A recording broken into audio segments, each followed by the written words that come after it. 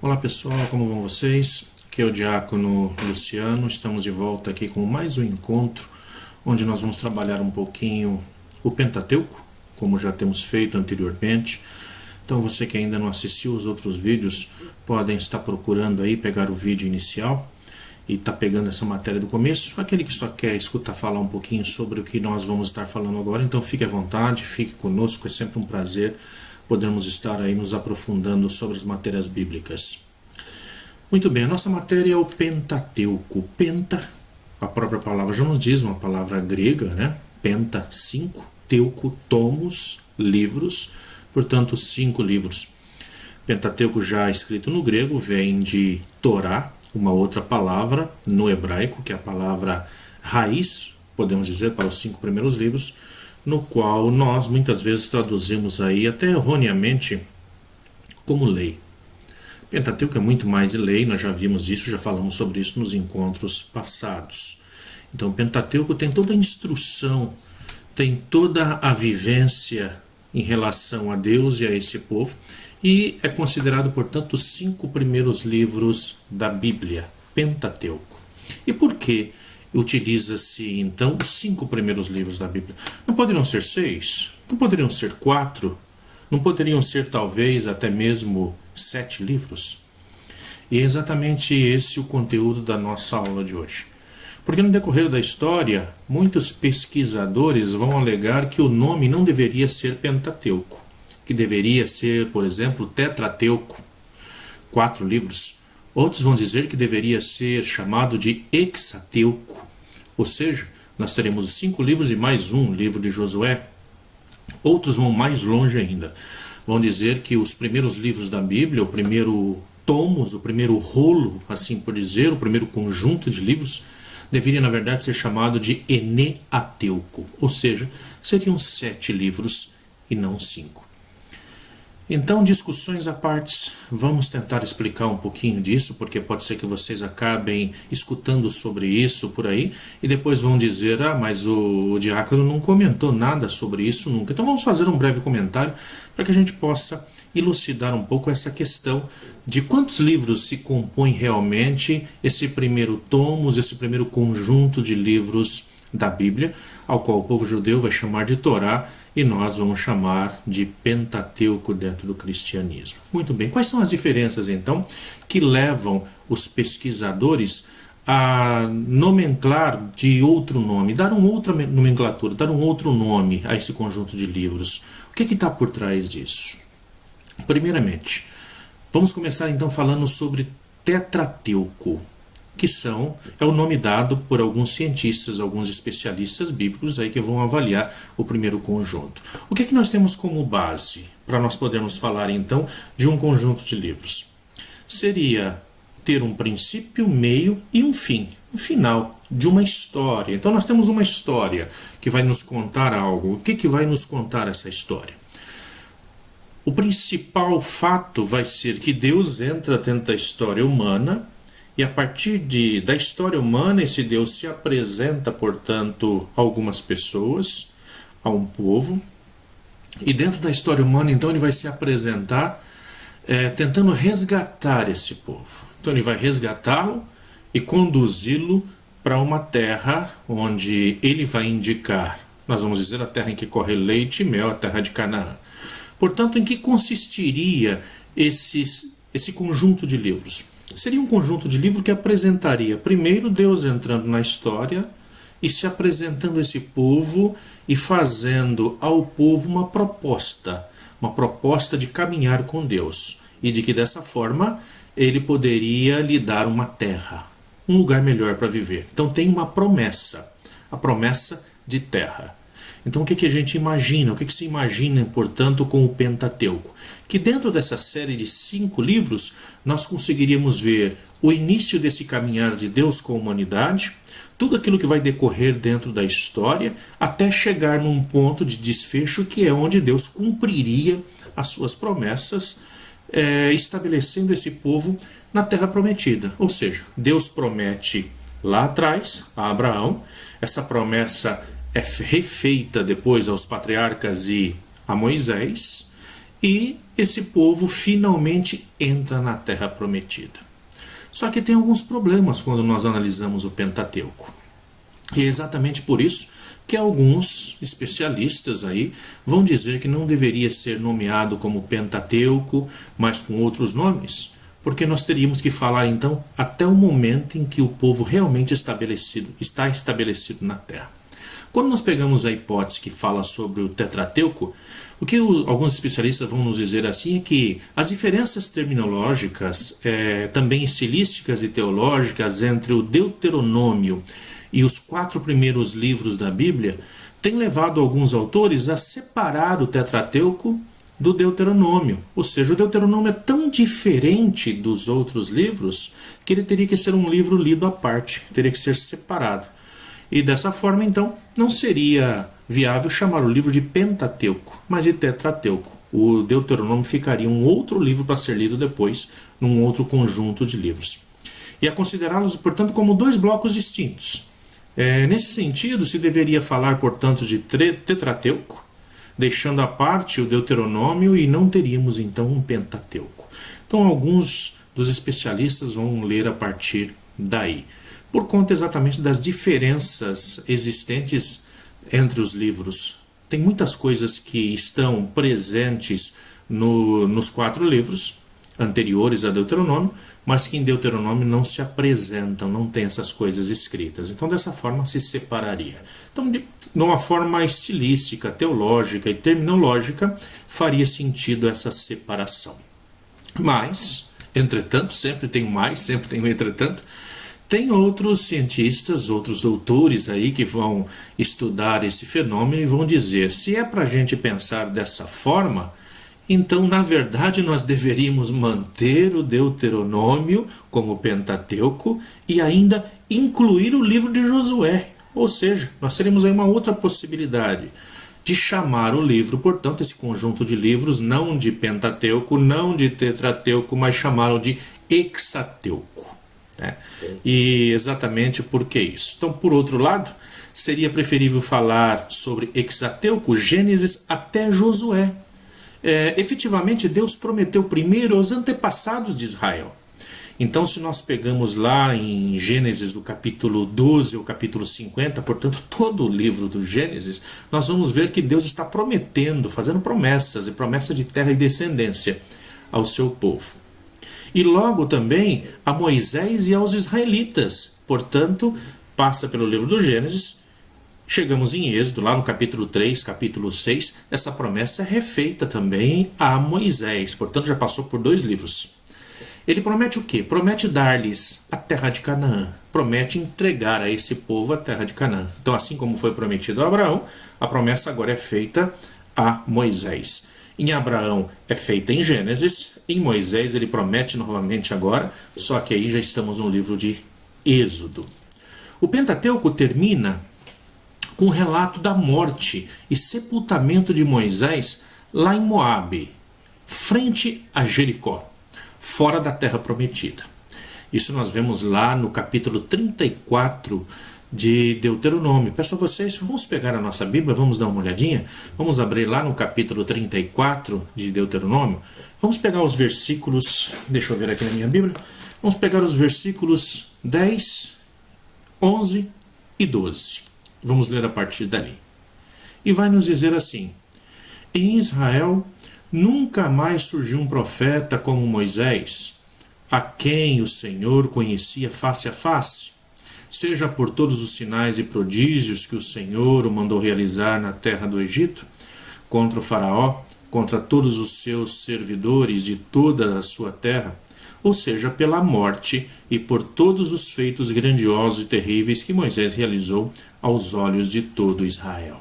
Então veja, como nós vemos nesse trecho, Moisés, ele morre antes de entrar na terra prometida. Então, portanto, Deus fez uma promessa a Abraão, fez uma promessa a Moisés. Entretanto, esses não entram na terra prometida. E aí nós estamos então falando do livro de Deuteronômio. Então a entrada em Canaã e a distribuição da terra só vai ser narrado finalmente quando nós chegamos no livro de Josué. Originalmente, esse livro poderia ter sido parte de um trabalho junto com os primeiros 5 livros da Bíblia. É o que alguns historiadores aí, o que alguns doutores aí em Bíblia vão estar nos dizendo. Alguns biblistas vão dizer, não, teria que entrar, portanto, o livro de Josué também. Por quê? Porque não se terminou de narrar, não se falou ainda sobre a conquista da terra, não se conquistou a terra. A conquista da terra só vai se dar finalmente quando o povo atravessa o Rio Jordão. Então imaginem vocês, Moisés está lá em cima do monte Nebo, à sua frente ele está vendo o território de Jericó, na sua lateral esquerda ele vai estar vendo o Mar Morto, e olhando exatamente em sua frente para as montanhas, ele vai ver todo o território de Jerusalém, e à esquerda, ali ele vai estar vendo, portanto, a terra, à sua direita, melhor, vai estar vendo ali a terra prometida, tudo aquilo que Deus prometeu a ele e também a Abraão. Entretanto, Deus vai dizer a ele, você está vendo tudo isso, mas você não vai entrar. Aqui mesmo você será sepultado. E aí, então, quem vai fazer essa travessia? Nós vamos ter ali ao centro o Rio Jordão. Quem vai fazer essa travessia para passar da onde nós temos ali esse território da Jordânia, para que ele possa passar para o território de Israel, tem que se cruzar ali o Rio Jordão. E quem vai fazer essa travessia vai ser realmente Josué. Então muitos especialistas vão dizer, então nós deveríamos adicionar o livro de Josué ao Pentateuco. E aí nós teríamos o final de uma história toda sendo contada, onde o povo finalmente cruzou para o lado da terra prometida. Isso alguns especialistas vão dizer. Então se chamaria de Hexateuco. Teríamos esses, não 5, mas esses 6 livros da Bíblia, esses 6 livros contidos num único rolo. Entretanto, ainda tem outros que vão mais além. São aqueles que vão professar que deveria ter, na verdade, o que nós chamamos de Eneateuco. Então, o que viria a ser esse Eneateuco? Então, embora a história de Israel, onde ele chega até a terra prometida, se dá com Josué, mas essa história não termina com Josué. Desde a conquista da terra, através de Josué, ela se estende até por cerca de 2 Reis. Ou seja, lá em 2 Reis, nós vamos ter a luta e a perca da terra novamente. Então essa história se encontra unida à anterior, Gênesis, Deuteronômio. Então se nós pegamos 1º e 2º Reis, estaria unido lá em Gênesis e Deuteronômio. Teria que se orquestrar novamente a união dessas histórias. Então formando uma grande composição literária que abarca desde a criação do mundo, porque nós estaríamos falando desde de Gênesis, da criação do mundo, até o desterro na Babilônia, até o momento em que o povo acaba sendo enviado para o cativeiro na Babilônia. Então, de fato, algumas referências conectam esses acontecimentos relatados ao começo e ao final desses livros. Então, se nós vermos lá no primeiro livro dos Reis, no capítulo 6, versículo 1, se diz que o templo de Salomão se construiu em 480 anos depois do Êxodo. Então veja só, o livro de Reis, lá no capítulo 1, versículo 6, ou capítulo 1 Reis, capítulo 6, versículo 1, ele vai nos citar quando é que foi construído o templo de Salomão depois do Êxodo. Então está citando o livro do Êxodo. Nesse sentido, alguns especialistas vão dizer, como ele está citando, esse livro teria que estar contido nesse primeiro conjunto de livros, que seria o Pentateuco, que aí nós teríamos um outro nome, porque teríamos aí 7 livros agora contidos, né? Então, a partir desse ponto de vista, se poderia falar, então, daquilo que eles vão chamar de Eneateuco, que seria Gênesis até o livro dos Reis. E aí não se contaria primeiro e segundo livro dos Reis, mas se contaria simplesmente livro dos Reis. Então contaria como se fosse um único livro aí a mais. E dessa forma teríamos então 7 livros, 7 rolos aí unidos num único conjunto. Por mais razoável que essa hipótese possa ser, não é certo que com a morte de Moisés, lá em Deuteronômio 34, termina um período da história de Israel e se estabeleceu podemos dizer, um corte entre os 5 primeiros livros da Bíblia e os livros sucessivos. Surge então o que nós vamos dizer aí, nós vamos ficar pegando todas essas formas, essas teorias, entre todas essas nós ainda vamos ficar aí com o Pentateuco. Então surge então essa obra de 5 livros, com um final aberto. O que nós podemos falar do Pentateuco, então? Depois de todas essas sugestões que alguns especialistas vão falar, o que fica na nossa cabeça, e o que a maioria dos especialistas vão dizer, é que não, nós temos um Pentateuco sim. E essa obra, o Pentateuco, esses 5 livros, ela está com um final aberto, na qual coexistem ao menos 2 tipos de linguagem, estilos de teologia diferente. Então, é um livro aberto que se conecta com todos os livros, então, da Bíblia.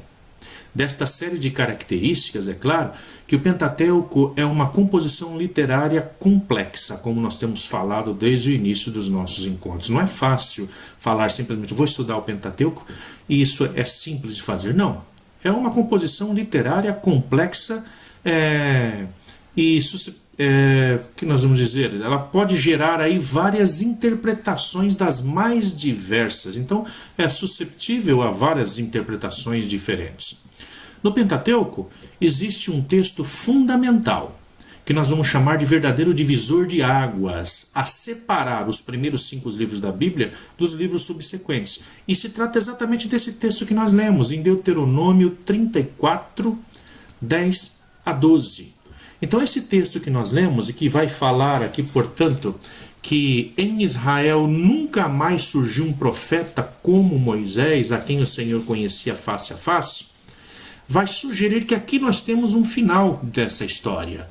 Porque a partir de Moisés, nunca mais teria tido uma outra pessoa que pudesse falar com Deus face a face. Esse texto, nós podemos dizer assim, com certeza, que ele acentua 3 pontos. O primeiro deles, Moisés é o maior de todos os profetas.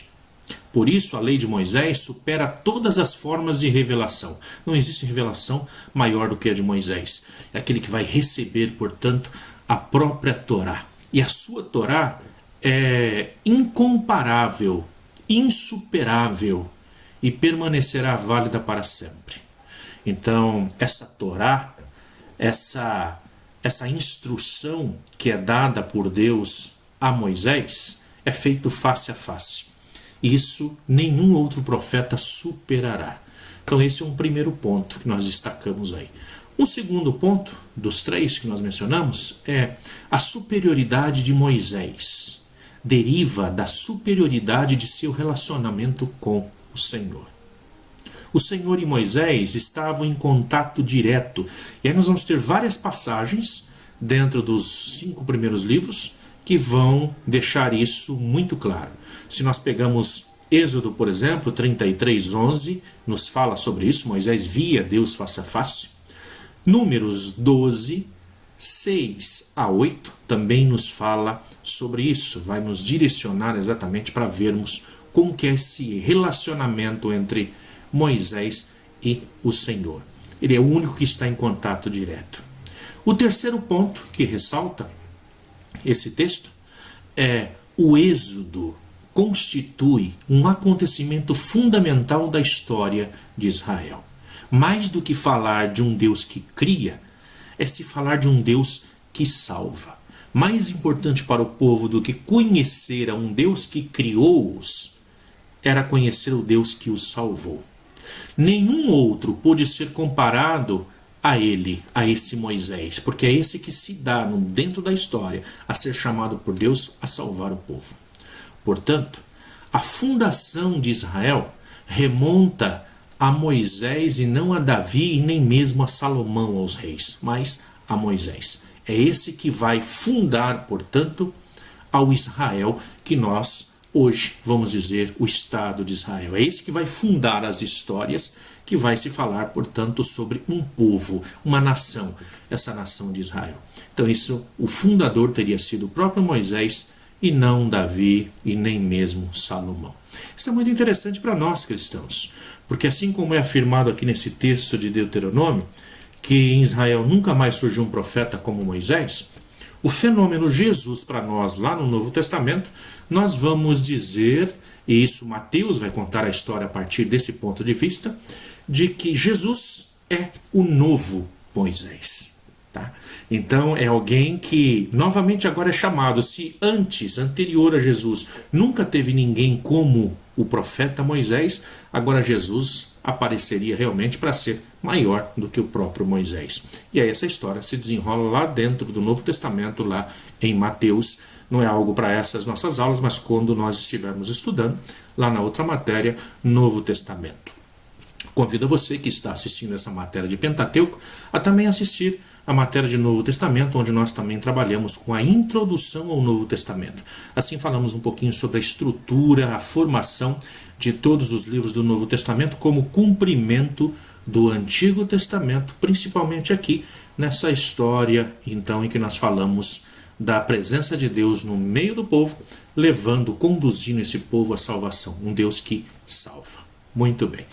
Esse foi o nosso encontro de hoje, onde nós falamos aqui então sobre essas hipóteses, né? A hipótese de não dizer um pentateuco, mas falar de um tetrateuco, de um hexateuco, de um eneateuco, e chegamos à conclusão de que a mais acertada das conclusões realmente é chamar esse conjunto de livros de Pentateuco como um livro que está aberto ainda para poder se relacionar com todos os outros livros da Bíblia.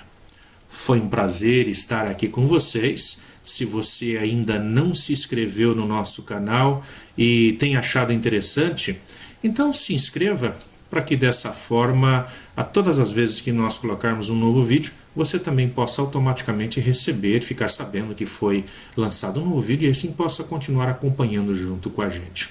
Muito obrigado a cada um de vocês e que Deus os abençoe.